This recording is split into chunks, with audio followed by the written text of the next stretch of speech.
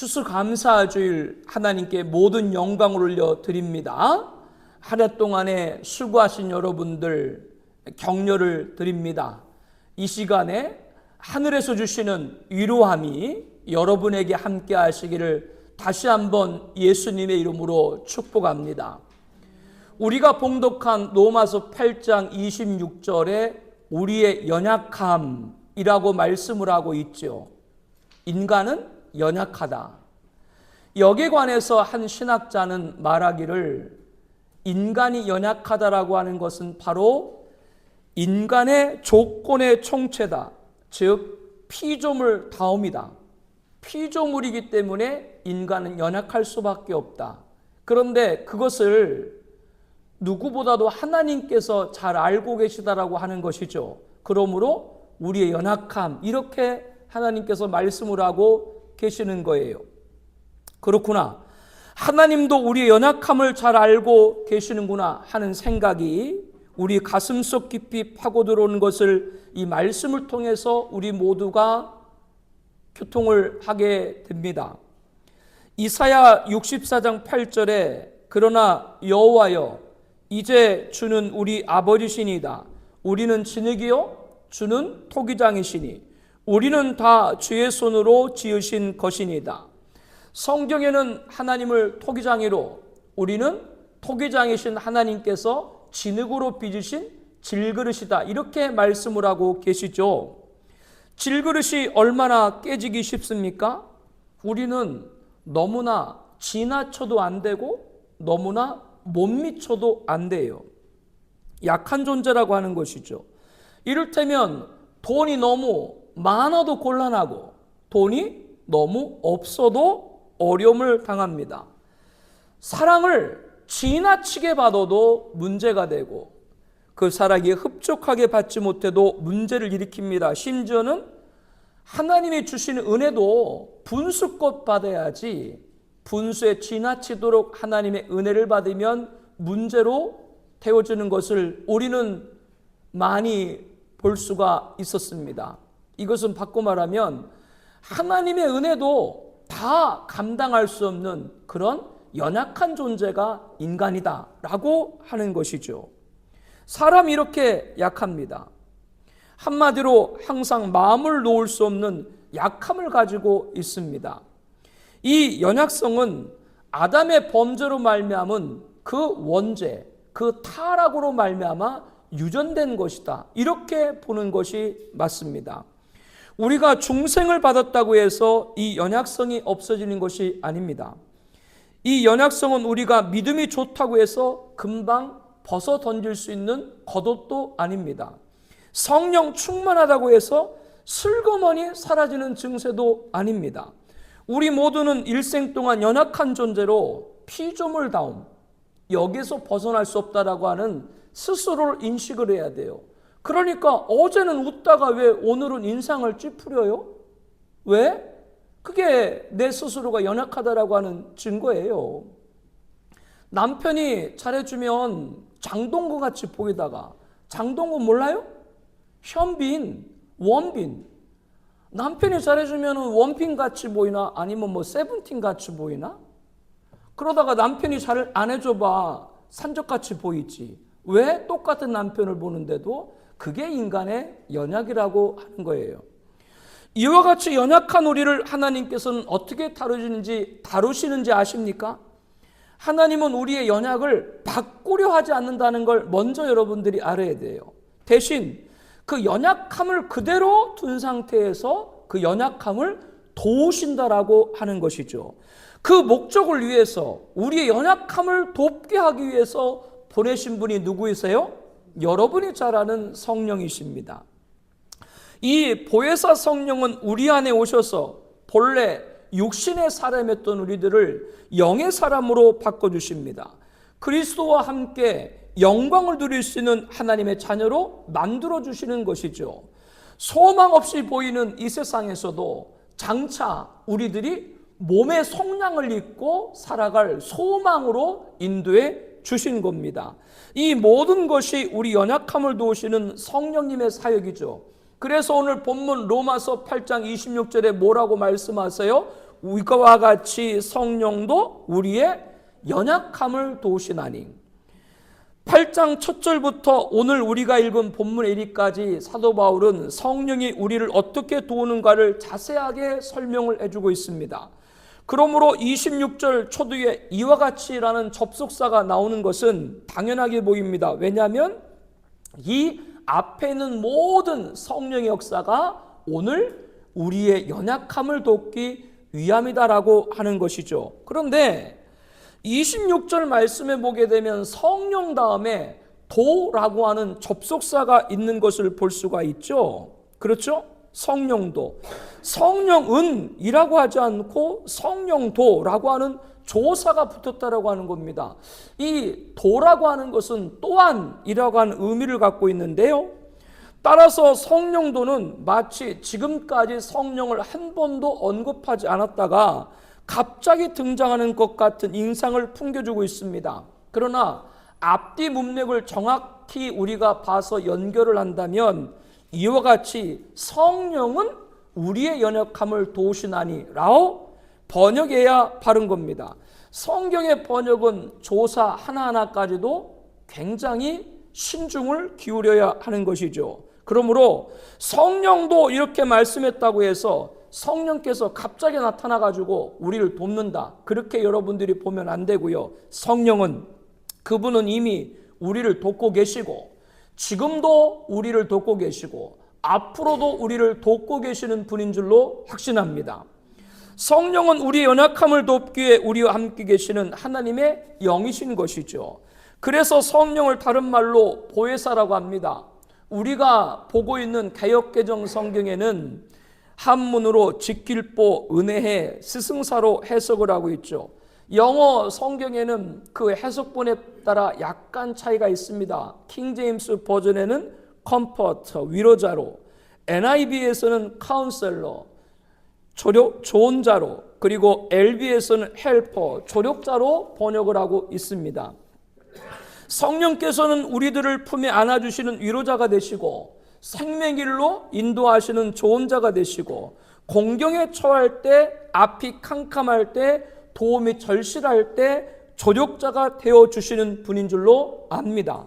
우리는 이 성령님과 함께 매일 동행하고 있기 때문에 항상 든든하고 자신 있는 삶을 살 수 있게 되는 것이죠. 이렇게 성령은 우리를 도우시는 분입니다. 여기서 돕는다라고 하는 뜻이 무엇인지 잠깐 그 의미를 파악할 필요가 있습니다. 돕는다라고 하는 것은 함께 담당한다라고 하는 거예요.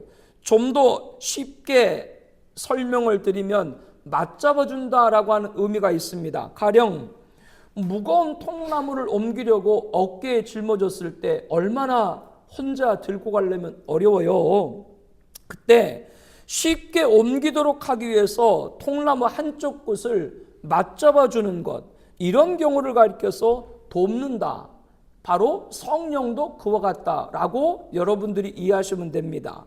성령은 그렇다고 해가지고 너는 거기서 가만히 있어, 내가 다 해줄게, 그렇게 말씀하시는 분이 아니에요. 또 성령이 도우시는 분이라고 해가지고 성령을 마치 보조하는 정도로 생각하면 안 됩니다. 성령은 하나님이세요. 절다제세요.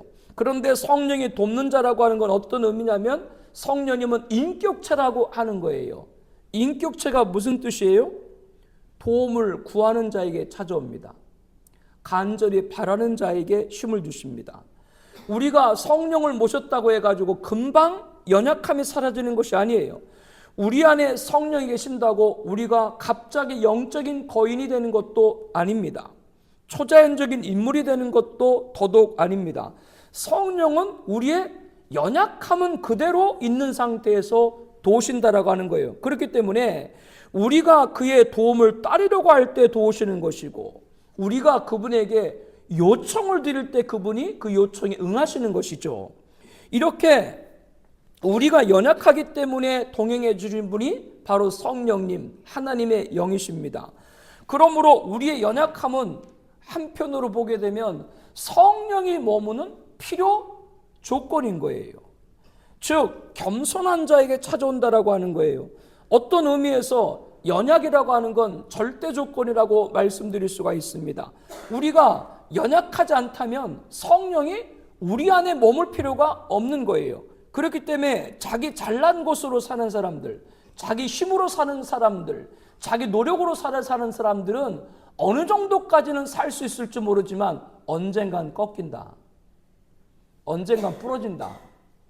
자기 노력과 힘과 자기 것으로 되지 않는 걸 깨닫는 때가 온다. 자기 힘으로 사는 사람들은요.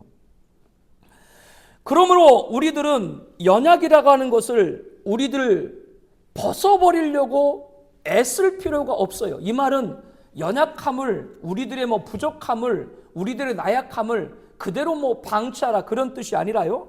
우리가 연약하기 때문에 연약함을 벗어나기 위해서 노력하는 것보다 연약하기 때문에 우리는 무엇을? 성령의 도움을 구하는 여러분 되길 바랍니다. 그래야 연약을 이기는 거예요. 그 연약을 내 힘으로 뭔가를 바꾸려고 하는 것 어느 정도는 할 수 있겠지만 오히려 성령의 도움을 구하면 그 연약함마저도 우리의 장점으로 만들 줄로 믿습니다. 이게 성령의 도우심인 거예요. 그렇기 때문에 여러분들이 연약함이 있다라고 해서 자기 자신을 탄식할 필요가 없다라고 하는 것이죠. 그것은 우리가 실패하게 되는 것이 아니에요. 오히려 우리들로 하여금 하나님 앞에 나아가게 하는 그런 것이라고 하는 것이죠. 우리가 연약하기 때문에 성령의 도움을 구할 수 있기 때문에 그렇습니다. 그러므로 각자가 짊어지고 있는 약함을 불평하지 말길 바랍니다. 우리의 연약함은 성령이 머무시는 뭐라고요? 필요 조건이다. 이렇게 받아들이세요.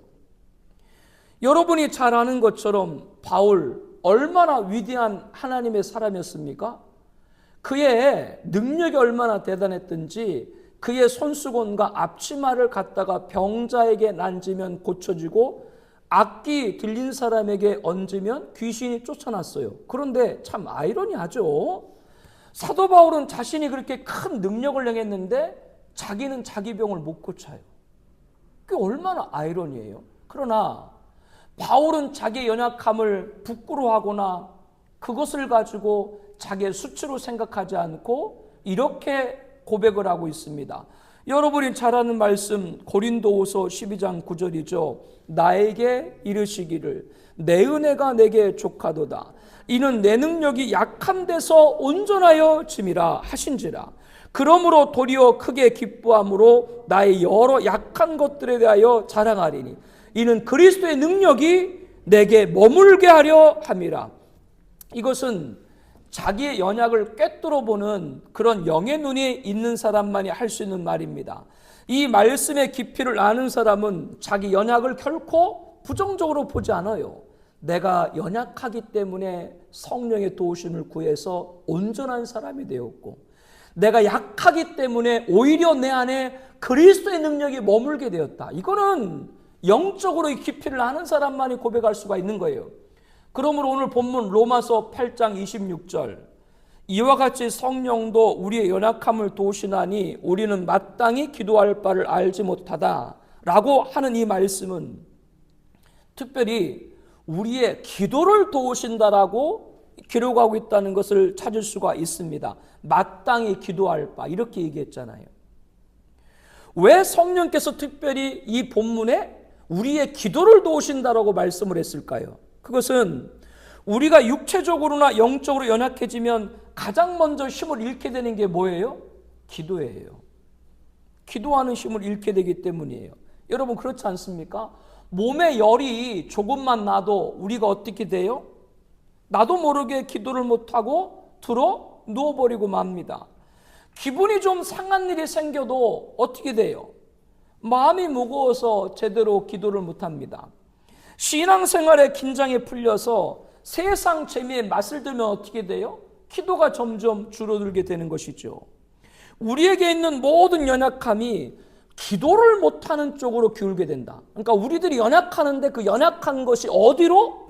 기도를 못하게 하는 대로 이어진다. 그렇기 때문에 성령께서는 특별히 우리의 무엇을? 기도를 돕고 계신다. 이렇게 본문은 말씀하고 있는 것이죠. 또 다른 이유가 있습니다. 만일 우리가 기도에 힘쓰지 못하면 우리의 연약함을 극복할 다른 길이 없기 때문에 그렇습니다. 성령은 우리를 돕기 위해서 계시지만 우리가 기도할 때만 도우신다는 걸 알아야 돼요. 이 말씀을 잘 들어야 돼요. 성령께서 우리의 돕는 분으로 와 계시지만 우리가 어느 때 도우신다? 기도할 때만 도우신다. 이거를 절대로 여러분들 잊지를 말아야 됩니다. 우리가 앞서 로마서 12장 17절 말씀을 공부할 때 성령으로서 몸의 행실을 죽이기, 여기에서 우리들이 말씀을 5가지 나눴죠. 성령이 우리 안에 계심을 믿으라. 내가 하나님의 자녀임을 잊지 말라. 유혹 앞에서 단호한 태도를 취하라. 하나님 말씀을 항상 묵상하고 간직하라. 영원한 영광을 바라보고 가라.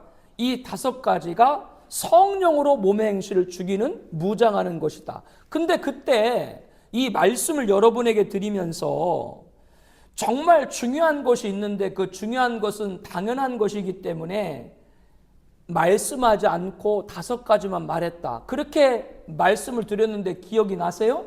그때 너무나도 중요한 거기 때문에 말하지 않았던 것이 바로 뭐예요? 기도였어요. 무시로 성령 안에서 기도하는 자만이 승리할 수 있는 것이죠. 이것은 성경이 가르치는 확실한 진리입니다. 기도는 우리가 성령의 도움을 받기 위한 생명줄과 같습니다. 기도 생활에 탈인한 사람은 성령의 도우심을 받을 수 없어요. 그러니까 자꾸 자기 생각이 많아요. 자기 힘으로 하려고 하는 게 많아요. 자기가 하다가 안 되면 안 되는 걸로 알아요. 왜 여러분이 하다가 안 되면 안 되는 것인데? 하나님이 하시면 될 줄로 믿습니다. 이게 성령의 사람. 그게 내가 기도줄을 놓치면 안 돼요. 그렇기 때문에. 그러므로 오늘 특별히 성령께서 우리의 기도를 도우신다. 이렇게 말씀을 하고 있는 것이죠. 어떤 목사님이 이렇게 재밌게 말을 했어요. 온갖 질병이 감기의 문으로 들어오듯이 신앙생활의 적신호는 기도의 감기에 걸리는 것이다. 참 옳은 표현이에요. 기도가 고장나면 영혼이 병들게 됐습니다. 그러니까 성령께서 우리의 기도를 특별히 돕지 아니할 수가 없는 것이죠. 이런 의미에서 성령의 기도를 듣는다라고 하는 말은 대단히 큰 의미를 갖고 있는 것임을 알 수가 있습니다. 그러면 어떻게 성령께서 우리를 도우시는 것인가? 2가지 방법에 통해 가지고 우리를 도우십니다. 첫째는 말할 수 없는 탄식으로 우리를 위해 친히 간구하십니다. 26절 우리 다시 한번 볼까요? 이와 같이 성령도 우리의 연약하심을 도우시나니 우리는 마땅히 기도할 바를 알지 못하나 오직 성령이 말할 수 없는 탄식으로 우리를 위하여 친히 간구하시리라. 기도는 성도가 마땅히 해야 될 본분입니다. 그래서 여기 마땅히 기도할 바라고 하는 걸 역으로 말하면 마땅히 기도해야 된다. 그 뜻이죠. 역으로 그 말씀을 보게 되면요. 그렇기 때문에 기도는 해도 되고 안 해도 되는 것이 아니라 마땅히 해야 되는 것입니다. 기도를 무시하고 산다든지 기도를 가볍게 생각하는 사람은 신앙생활을 바로 한다라고 하기가 어려운 거예요. 그리고 우리가 기도할 때 또 하나 생각할 것은 기도를 하기는 해도 바르게 기도를 못할 때가 많이 있어요. 이와 같이 우리 연약함을 보신 성령께서는 무표정하게 도우시는 것이 아니라 탄식하며 도우신다. 성령이 뭐하며 도우신다고요? 탄식하며 도우신다. 성령이 말할 수 없는 탄식으로 기도한다라고 하는 것은 성령이 직접 탄식한다는 말이에요? 아니면 성령이 우리 영을 움직여서 탄식하신단 말이에요? 우리말 번역 성경을 보면 성령이 직접 탄식하신다 이렇게 풀이가 됩니다. 그러나 여기 견해에 대해서 이의를 제기하는 학자들도 많이 있죠. 성령이 하나님이신데 어떻게 탄식한다고 말할 수 있느냐? 하나님은 탄식하는 분이 아니다. 성령께서 자기가 탄식하는 것이 아니라 오히려 기도하는 우리를 탄식하게 한다라고 주장을 합니다. 반면에 다른 분들은 이 말씀을 그대로 해석을 합니다. 성령은 하나님이시지만 우리 안에 계시기 때문에 때로는 근심하시고 때로는 쉬게 하신다. 그러므로 성령이 직접 탄식하시면서 간구한다. 이렇게 말하는 분도 있어요. 성경에 보게 되면 2개 다가 맞아요. 성경에 하나님도 탄식했다는 말이 있어요, 없어요? 노아 때 인간 지은 걸 탄식했다. 성경에도 나오기 때문에 이거다 저거다 둘이 뭐가 맞다 이렇게 우리가 구분해서 따질 필요는 없고요. 성령 하신 일은 신비스러운 일이기 때문에 인간의 이성으로 인간의 영적 관계로 다 이렇다라고 말하는 것도 어려워요. 아무튼 우리들은 이 두 가지 견해를 다 수용하는 것이 좋다라고 생각이 됩니다. 성령은 친히 말할 수 없는 탄식을 합니다. 말할 수 없는 탄식이라는 게 무슨 뜻이에요? 말로써 표현할 수 없는 아주 농도 짙은 탄식이라고 하는 것이죠. 또 여기서 우리가 알아야 될 것은 신비한 탄식이라는 의미가 있습니다.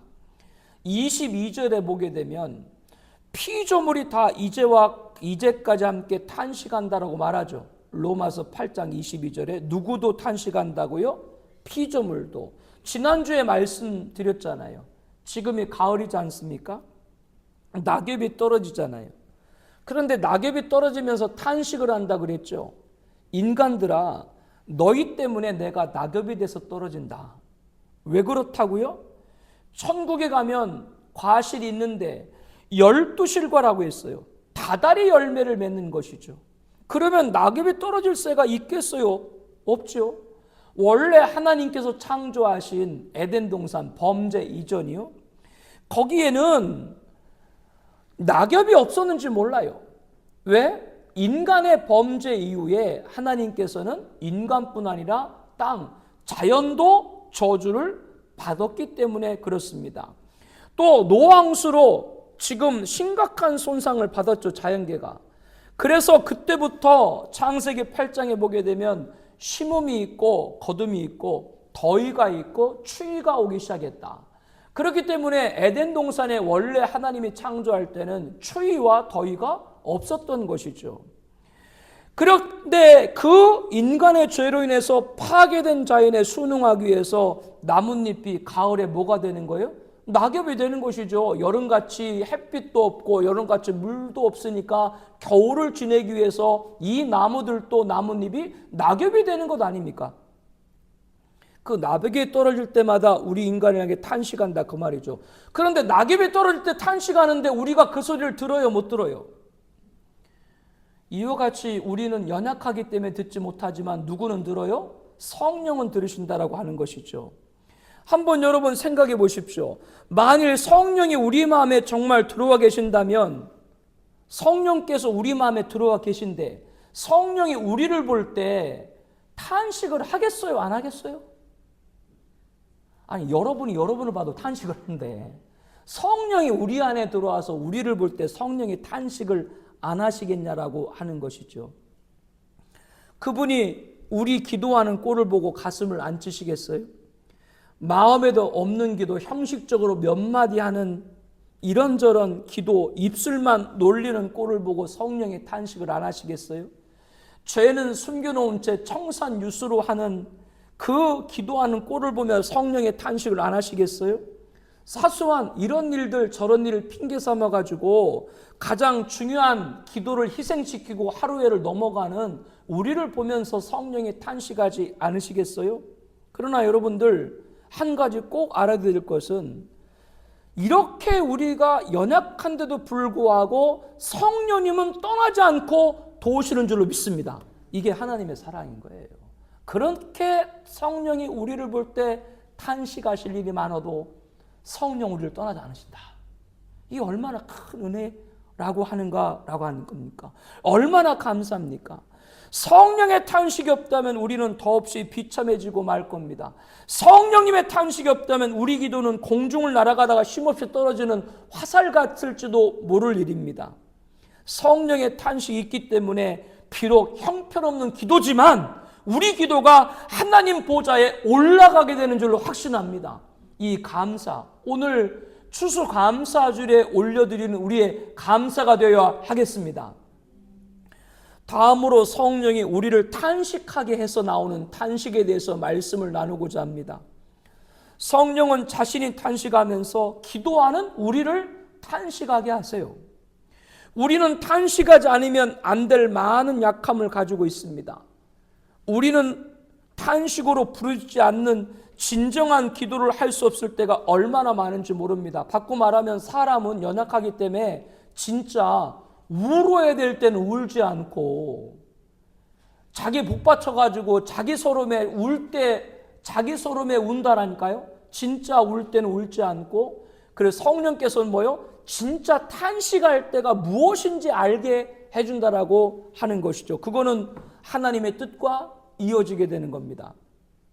저도 경험적으로 볼 때 기도하면서 60% 이상은 탄식하면서 하는 기도입니다.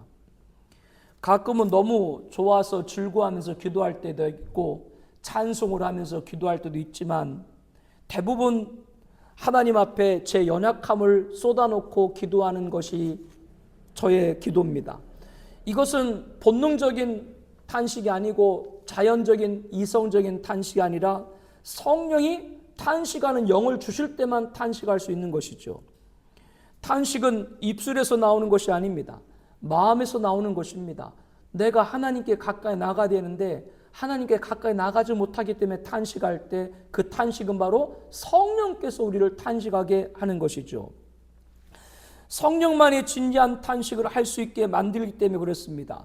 기도하는 사람 얼굴을 가만히 자세하게 보세요. 옛날에 사모님이 기도할 때 어떻게 기도했는지 알아요? 기도할 때 맨날 여기를 이렇게 잡고 주여 주여 주여. 그래서 왜 여기를 잡고 주여 주여 안 했더니 기도를 많이 하면 인상을 찌푸려 여기가 내천자가 돼. 그러니까 여기 이렇게 보고 내천자가 없는 사람은 기도 안 한 거예요. 근데 일부러 만들지 말고요. 그렇기 때문에 기도하는 사람은 자기가 하고 싶어서 그런 것이 아니라 기도하다 보면 그렇게 내천자가 돼. 왜? 자꾸 연약함을 하니까. 그러니까 성령이 자꾸 탄식하게 하는 거예요. 내가 이렇게 해서 하나님이 기뻐하시는 줄 알았는데 이것 또한 하나님이 기뻐하는 것이 아니라 내 기쁨이었구나. 이렇게 막 성령님이 나를 탄식하게 만드는 것이죠.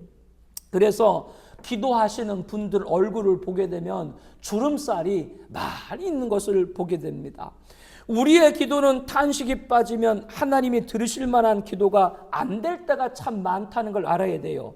탄식하며 부르짖는 기도를 많이 하다 보면 자연히 얼굴에 주름이 생기는 것이죠. 그렇기 때문에 여러분들 탄식하면서 기도하는 분들 계신데 나는 정말로 기뻐하면서 기도할 수 없나? 그렇게 여러분들 그거 가지고 비교하지 마세요. 오히려 탄식하는 기도가 하나님께 올려드린 기도가 된다. 성령님이 나를 탄식하게 하신다. 이렇게 받는 여러분 되기를 바랍니다. 다니엘 기도의 18일째 간증자는 안소영 전도사님이십니다. 이분은 믿음의 집안에서 태어난 모태 신앙인이죠. 그런데 대학 때 신천지에 미혹이 돼서 정통교회 성도들을 포기하는데 앞장을 섰어요. 나중에 이를 알게 된 부모님이 딸을 구하는데 총력을 다했죠. 그래서 결론적으로는 하나님의 은혜와 부모님들의 간절한 기도와 신천지 대책위원회 교육을 받고 드디어 신천지에서 벗어나게 됐습니다. 이후에 안소영 전사님은 너무나 부끄럽고 자신이 수치스러워서 자살 기도를 몇 번이나 했다고 그래요. 그것은 자기가 우상의 앞잡이로 죄인 중에 괴수가 되어서 이렇게 자기가 스스로 생각이 되니까 너무나 부끄러워 죽으려고 했던 것이죠. 또 가족들이 알고 보니까 자기 때문에 모든 생업을 다 포기하고 자기를 건져나기 위해서 온 가족이 힘을 모았던 것 알 수가 있었던 것이죠. 그래서 부모님들이 그 딸을 혹시나 잘못될까 봐 아빠가 오른쪽서 안소영 전사님 오른팔을 잡고 엄마가 왼쪽에서 안소영 전사님 왼팔을 잡고 그렇게 5개월 동안 같이 잠을 잤대요. 딸은 생각을 하지 못하도록 그렇게 하기 위해서요. 그런데 어느 날 부모님하고 외출을 하는데 부모님을 본 주변 사람들이 어머니가 연상이세요? 라고 물어보대요. 이 말은 바꿔 말하면 엄마가 아빠보다 나이가 많이 들어본다는 얘기겠죠. 저는 옛날에 연상 연상이냐고 많이 들었어요. 아니 우리 아내가 연상이냐고. 동문 가는데 다 남편이 연상이냐고 그러던데. 지금은 제가 이렇게 됐지만 얼마 전까지 에이 뭐 더 말하면 뭐 하겠어. 알아주지도 않는데. 아무튼 그래서 엄마 얼굴을 그때 처음 봤대요. 신천지에 나와서 5개월 동안 있으면 처음 엄마 얼굴 봤더니 엄마 얼굴이 너무나 상한 거예요. 그래가지고 엄마 얼굴이 왜 이렇게 상했냐고 물어보니까 엄마가 이제서야 자기가 얘기한다 그러면서 너 때문에 그때 너 죽을까봐 화장실도 못 가고 자지도 못하고 옷도 제대로 갈아입지도 못하고 씻지도 못하고 그래서 이렇게 얼굴이 상했다. 그 말을 듣고 안수영 전사님이 교회 기도실에 가서 통곡을 하고 기도를 하고 자기가 예전에 신천지 다닐 때 저주하면서 빨리 무너져라 저주했던 그 신학대학 거기에 입학을 해가지고 수석으로 졸업해서 지금은 신실한 그런 전도사님으로 사역을 하고 계시죠. 여러분 여기서 그 어머니 말을 잠깐 여러분들 다시 한번 들어보세요. 너가 죽을까봐 화장실도 못 가고 자지도 못하고 옷도 제대로 못 갈아입고 씻지도 못했다. 이것은 엄마만의 탄식이 아니라 성령님의 탄식인 줄로 믿습니다. 성령이 나를 탄식하게 하는 거예요. 여러분들 너무나 탄식하면서 하는 기도를 부정적으로 보지 말라고요. 하나님께서 나를 성령을 통해서 하나님이 원하시는 것을 이끌기 위해서 나를 탄식한다. 이렇게 여러분들 그 부분 또한 받아들이시기를 바랍니다. 사랑하는 성도 여러분, 우리의 기도를 진실되게 하시는 성령의 탄식을 들으면서 함께 탄식하는 여러분 되길 바랍니다. 자기 좋은 거 듣지 말고 성령의 탄식을 들으라 그 말이에요. 유창하게 말을 많이 늘으려고 애쓰지 말고 탄식에다가 마음에 진실을 담아 드리는 기도를 하기를 바랍니다. 탄식할 수 없는 우리를 탄식하게 하시는 성령이 계시니까 얼마나 감사해요. 이 또한 우리가 추수감사주일에 올려드릴 감사인 줄로 믿습니다. 두 번째로 성령은 하나님의 뜻대로 우리를 간구하심으로 도우시는 분입니다. 27절 말씀을 봅니다. 마음을 살피시는 이가 성령의 생각을 아시나니 이는 성령이 하나님의 뜻대로 성도를 위하여 간구하십니다. 하나님은 우리 마음을 살피신다라고 말씀합니다. 하나님은 우리 외모를 보지 않고 마음을 본다라고 하는 것이죠. 우리는 하나님 마음을 읽지 못하는 기도할 때가 너무나 많아요. 하나님의 뜻이 무엇인지 분별하지 못할 때가 너무나 많아요. 하나님의 뜻을 몰라 우왕좌왕하는 우리를 도우시기 위해서 성령을 보내셔가지고 성령께서 우리를 하나님의 뜻대로 맞게 기도할 수 있도록 해주신다라고 오늘 본문 로마서 8장 27절의 말씀을 하는 것이죠. 성령은 하나님이시기 때문에 당연히 하나님의 뜻을 잘 아시는 분이기 때문에 그렇습니다. 따라서 27절 말씀, 마음을 살피시는 이가 성령의 생각을 아시나니 이는 성령이 하나님의 뜻대로 성도를 위해 간구하십니다. 이것 또한 두 가지로 해석을 해도 됩니다. 하나는 성령이 직접 우리를 대신해서 하나님 뜻대로 기도하게 하신다라고 하는 것이고요. 두 번째로는 성령이 우리 마음을 열어가지고 하나님 뜻을 발견하게 해서 하나님 뜻대로 우리가 기도할 수 있도록 도우신다. 이렇게 해석할 수도 있습니다. 어느 쪽으로 보든지 다 좋습니다.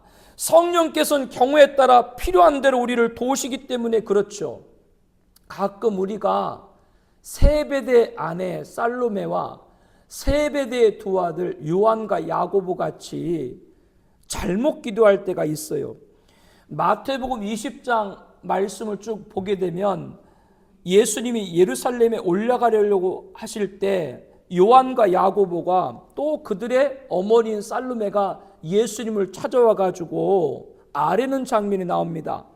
예수님이 예루살렘에 올라가시면 분명히 높은 왕좌에 오르실 텐데 두 아들이 좋은 자리에 앉기를 바랬던 것이죠. 살로메가요. 이렇게 엉뚱한 욕심을 살로메가 품고 있었습니다. 그래서 이 살로메는 두 아들 요한과 야고보를 데리고 예수님께 절하면서 이렇게 요청합니다. 마태복음 20장 21절인데요. 예수께서 이르시되 무엇을 원하느냐 이르되 나와 이 두 아들을 주의 나라에서 하나는 주의 우편에 하나는 주의 좌편에 앉게 명하소서. 아마 이 시절에도 여자분들이 치맛바람이 있었던 것 같습니다. 아무튼 자기 애들이 잘 되는 걸 원했던 것이죠. 이때 예수님께서 다음에 뭐라고 말씀을 하세요? 예수께서 대답하 이르시되 너희는 너희가 구하는 것을 알지 못하는도다. 내가 마시려는 잔을 너희가 마실 수 있느냐? 그들이 말할 수 있나이다. 예수님의 말씀은 지금 무슨 뜻이에요? 하나님의 뜻이 무엇인지도 모르고 너희들 욕심대로 구한다. 그 뜻이거든요, 이 말씀이요. 그래서 이어서 마태복음 20장 23절에 예수님께서 말씀하죠. 이르시되 너희가 과연 내 잔을 마시려니와 내 좌우편에 앉은 것은 내가 주는 것이 아니라 내 아버지께서 누구를 위하여 예배하셨든지 그들이 얻을 것이니라. 즉 하나님의 뜻은 따로 있다. 하나님은 하나님이 원하신 대로 주신다. 이런 말씀이거든요. 그런데 이 살로메와 두 아들 요한과 야고보는 자기들 뜻대로 무조건 달라고 했다라고 하는 것이죠. 여러분, 자기 뜻대로 무조건 달라고 하면 하나님이 줘요, 안 줘요? 줄 때도 있어요. 출애굽한 이스라엘 백성들이 광야 40년 생활을 하게 되는데요. 하나님께서 그들에게 만나로 일용할 양식을 매일매일 주셨잖아요. 근데 만나 먹고 배부른 이스라엘 백성들이 하나님한테 뭐를 요구를 해요? 이제 고기가 먹고 싶다네. 그렇게 그냥 고기가 얼마나 먹고 싶든지 안달이 나가지고 아우성을 친 거죠. 그래서 하나님이 메추라기를 해가 진력이면 보내줘요, 안 보내줘요? 메추라기를 보내주잖아요. 그러면 이스라엘 백성들이 자기가 원하는 걸 받은 거잖아요. 하나님이 거절하지 못하고 인간이 요구할 때 줄 수도 있어요. 줄 수도 있으세요. 그런데 여러분들이 잊지 말아야 될 것이 무엇인가? 시편 106편 15절에 이렇게 말씀합니다. 아주 중요한 말씀인데요. 그러므로 여호와께서는 그들이 요구하는 것을 그들에게 주었을지라도 그들의 영혼은 쇠약하여졌도다. 그들의 소원을 이루어졌어요. 그러나 결과가 좋지 못했어요. 고기를 실컷 먹었어요. 성경에 보니까 이에서 고기 냄새만으로 먹었어요. 그러니까 육신적으로는 아주 푸둥푸둥해졌어요. 그러나 영혼은 형편없이 여여갔다라고 성경은 말씀합니다. 영혼이 너무나 영양실조가 돼서 나중에 이스라엘은 하나님 말씀을 듣지 못했죠. 매번 거역하라고. 이스라엘 백성들은 잘못 구한 결과로 고기는 먹을 수 있었을지 모르지만 영적으로 형편없이 손해를 보게 된 겁니다. 우리가 이런 기도를 드려서는 안 되는 것이죠. 사실 우리가 하나님의 뜻을 잘 몰라서 내 뜻대로 기도하는 그것조차도 우리 연약함인지 모르겠어요. 특히 어떤 재난을 만났을 때 어떤 숨가쁜 결단을 내려야 될 순간에 봉착할 때 하나님의 뜻이 무엇인지 당황할 때가 많아요. 무엇을 기도해야 될지 무엇을 달라고 해야 될지 생각이 잘 떠오르지 않을 때도 있어요. 우리가 내다볼 수 있는 인간의 영적인 한계가 그것밖에 안 되기 때문에 그렇습니다. 특별히 위급할 때일수록 하나님의 뜻이 무엇인지 모르겠다 이렇게 생각이 들 때가 많아요. 수년간 병으로 고통을 받으신 목사님께서 병으로 고생할 때 가끔 난감할 때가 있었다고 합니다. 그것은 뭐냐면 우리가 잘 아는 것처럼 병든 분들이 기도할 때 내용이 다 그렇잖아요. 주여 꼭 고쳐주시옵소서. 저를 낫게 하시면 제가 이제 하나님께 영광 올려드리고 저를 하나님의 도구로 헌신하겠습니다. 대부분 다 이렇게 기도를 하잖아요. 그런데 이렇게 기도를 계속 들여다보니까 너무 내 뜻대로만 기도하는 것이 아닌가, 하나님의 뜻은 내 기도하고 다른 것이 아닌가, 이런 불안감이 몰려와 가지고 기도가 잘 나오지 않더라고 합니다.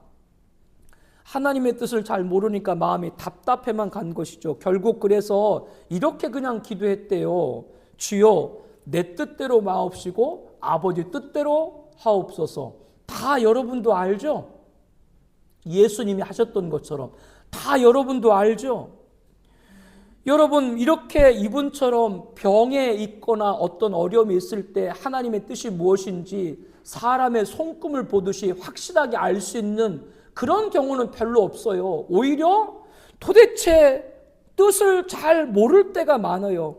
이와 같을 때, 나 약함으로 있을 때 성령께서 나를 도우셔가지고 하나님 뜻에 맞게 인도할 줄로 믿습니다.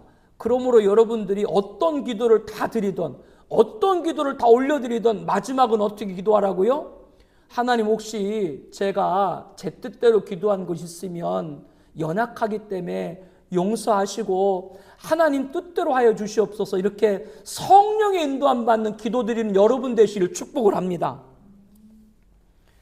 그렇게 여러분들도 이미 하고 계시고, 그렇게 기도해서 받은 은혜들도 여러분에게 간증거리도 많이 있을 줄로 압니다.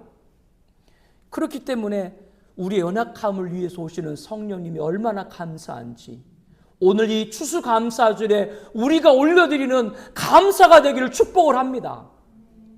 가끔 목사님이 여러분에게 이렇게 했으면 좋겠는데요 라고 말씀을 드릴 때가 있어요. 그러면 그때 저는 뭐 그런 얘기를 잘 하지 않습니다만은, 그렇게 하게 될 때 여러분들이 목사님 말을 듣고, 목사님이 내 사정을 모르고, 내 사정을 모르면, 얼마나 모르면 지금 나한테 이런 얘기를 할까, 그런 마음이 들 때 있어요. 그러나 그때 여러분들이 그렇게 생각하지 말고, 우리 연약함을 도우시는 성령님, 목사님이 그렇게 말을 했으면 거기에 하나님의 어떤 주시는 뜻이 있지 않을까? 저는 지금 아닌데요. 그러나 이 연약함을 성령께서 도우시고 하나님의 뜻을 알게 하여 주시옵소서. 이렇게 나아가는 여러분 되길 축복을 합니다. 살아가는 성도 여러분, 우리 자신의 기도는 항상 약합니다. 우리 평생 성령님의 도움을 받아야 하나님이 들으시는 기도를 할 수 있습니다. 한시도 떠나지 않고 우리 연약함을 짊어지는 성령, 하나님이 계심을 찬양하는 여러분 되길 바랍니다. 우리가 골방으로 들어가면 함께 들어오시고, 우리가 무릎을 꿇으시면 함께 무릎을 꿇으시고, 우리가 입을 열면 함께 입을 여시고, 우리가 탄식하면 함께 탄식하게 하시고, 우리가 기도를 마치고 일어서면 함께 일어서시는 성령이 우리 계심을 믿고 감사하기를 바랍니다. 그분이 계시기 때문에 우리가 아무리 연약해도 낭망하지 않습니다. 그분이 도우시는 한 우리 기도는 실패하지 않게 될 것입니다. 이 얼마나 놀라운 위로요, 은혜요, 축복입니까? 여러분의 기도가 항상 성령의 도우심을 받아서 하나님 보좌로 향해 힘차게 올라감을 믿고 감사하는 오늘 추수감사절의 감사가 되시기를 다시 한번 예수님의 이름으로 축복합니다. 우리 함께 기도하겠습니다. 여러분, 기도 제목 있죠? 우리 함께 읽고 함께 기도하겠습니다. 성령은 돕는 분입니다. 성령은 절대자이신 하나님이십니다. 보호자한다는 말이 아니라 성령님은 인격체란 뜻입니다. 도움을 구하는 자를 도우십니다. 우리 연약을 부정으로 보지 말고 성령님의 도움을 구하는 자가 되게 하여 주시옵소서. 성령은 말할 수 없는 탄식으로 우리를 위해 친히 간구하심으로 도우십니다. 성령의 탄식이기 때문에 형편없는 우리 기도가 하나님 보좌에 올라가게 됩니다. 성령의 탄식을 듣는 성령의 사람이 되게 하옵소서. 성령은 하나님의 뜻대로 우리 위해 친히 간구하심으로 도우십니다. 우리 약함으로 인해 성령은 우리를 위해서 하나님 뜻에 맞는 기도로 이끌어 주십니다. 우리 마음과 입술을 주장하셔서 내 뜻대로 마시옵고 아버지 뜻대로 없소서 기도하게 하옵소서. 성령이 한시도 떠나지 않고 항상 함께 계십니다. 우리가 골방으로 들어가면 함께 들어오시고, 우리가 무릎을 꿇으면 함께 무릎을 꿇으시고, 우리가 입을 열면 함께 입을 여시고, 우리가 탄식하면 함께 탄식하시고, 우리가 기도를 마치고 일어서면 함께 일어서시는 항상 우리 곁에 계시는 성령을 강력히 모시게 하옵소서. 성령이 계시기 때문에 우리가 아무리 연약해도 낭망하지 않습니다. 성령이 도우시는 한 우리 기도는 실패하지 않습니다. 놀라운 위로요, 은혜요, 축복입니다. 우리의 기도가 항상 성령의 도우심을 활화선처럼 타올라서 하나님 보좌를 향해 힘차게 올라갈 믿고 감사하게 하옵소서. 오늘 추수감사줄 감사로 올려드리게 하여 주시옵소서. 기도합니다.